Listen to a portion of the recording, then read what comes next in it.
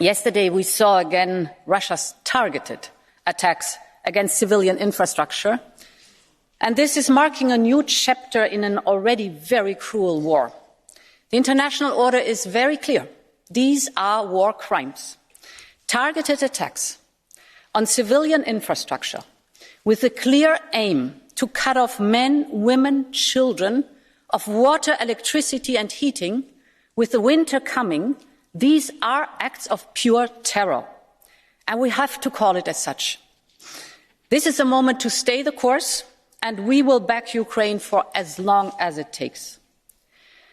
And we will protect Europeans from the other war that Putin is waging. This is his war on our energy. I know that Europeans are concerned about inflation, concerned about their energy bills, concerned about the winter. The best response to Putin's gas blackmail is European solidarity and European unity. And in this spirit, the Commission agreed yesterday on a strong legislative framework to address the energy crisis. So let me outline the main points to you. The first one is as logic as important. Instead of outbidding each other, Europeans should buy gas together. Very simple. So for this, we will purchase together gas at EU level. Aggregation of demand will be mandatory for at least 15% of the volumes needed to fill gas storages. And the companies involved may form a gas purchasing consortium. We do this because we've learned the lesson. We literally saw in August of this year, at the height of the filling season, how member states were outbidding each other and thus driving really up the prices. So we definitely can be smarter on that one. Pooling our demand is a must. My next point is about sharing gas in Europe. We know that some member states are more directly exposed than others to Russian gas. Situation is especially challenging for landlocked countries in Central Europe. But in the end, if you look at our single market with highly integrated supply chains, a disruption in one member state has a massive impact on all member states. So sharing gas is absolutely critical. Member states have already since 5 years an obligation under EU law to conclude solidarity agreements with their neighbours in the region where they are located. However, if you look at what has been concluded so far, of 40 possible solidarity agreements, only 6 have been concluded. So this is simply not enough in times of a crisis like this one. And this is why we will put in place default rules for member states. These rules will be binding as long as member states do not conclude individual solidarity agreement. Energy solidarity is a fundamental principle of our treaties, so let's bring that to life. It's very simple. Honourable members, these 3 measures, pooling, saving, sharing, will have a positive impact on the prices, but of course more needs to be done. More needs to be done to address the price spikes and to address the Russian manipulation of the energy market. Just to give you 2 figures. Compared to last September, in September 2021, if we look now at September 2022, Russia has cut 80% of its pipeline gas supplies since then. But Europe has been able to compensate all that. We have diversified towards our trusted partners, like, for example, Norway and the United States.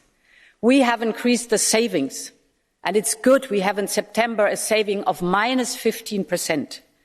We have filled our storages up to 92%. So we did not give in to this blackmail. We made it, and I think we can be proud of that. We resisted. That's important. But we also see that resisting the Russian energy coercion comes at a price. European families have seen their gas bills skyrocketing, and our companies are struggling to keep up competitiveness. It's not about the competitive in the single market only, that's also important, but it's also about the competitiveness globally that our companies are fighting for. You might recall that in March we proposed to Council the option to cap gas prices. At that time, this did not gain any traction, but today we're coming back to this. So what is the model?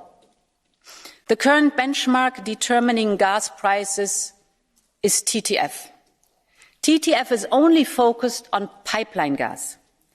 What we see now is that the market has really changed from pipeline gas market to LNG market. So we need a specific price benchmark for LNG.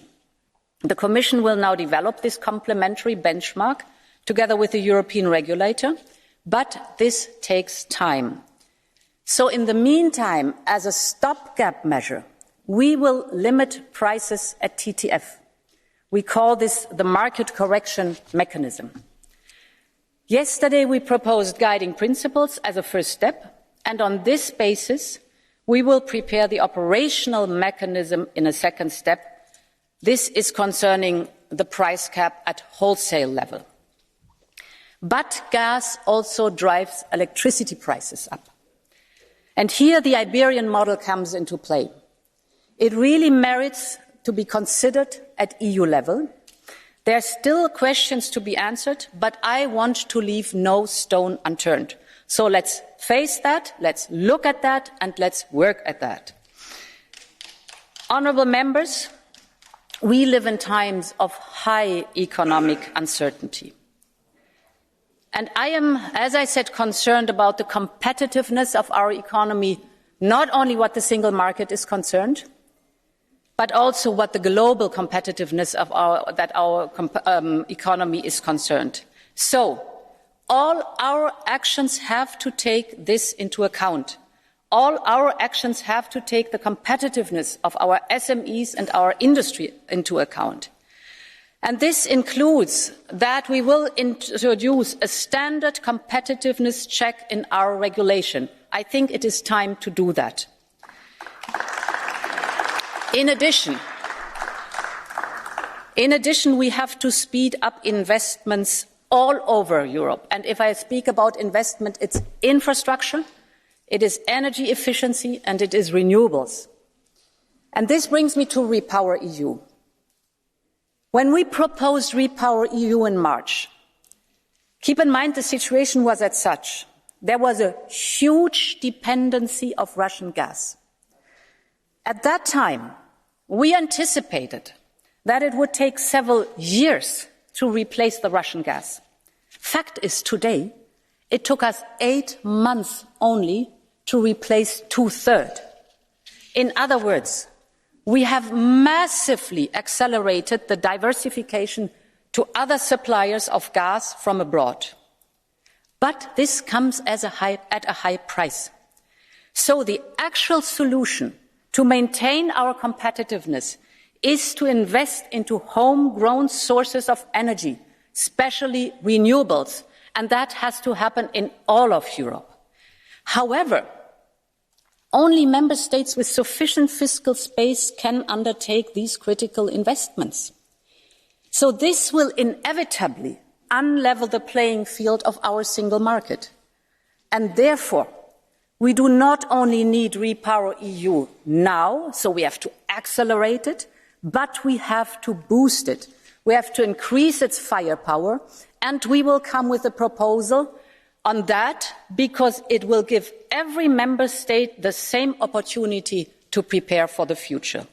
This is not only about energy. This is about our global competitiveness, and it is about our sovereignty. Long live Europe. Many thanks.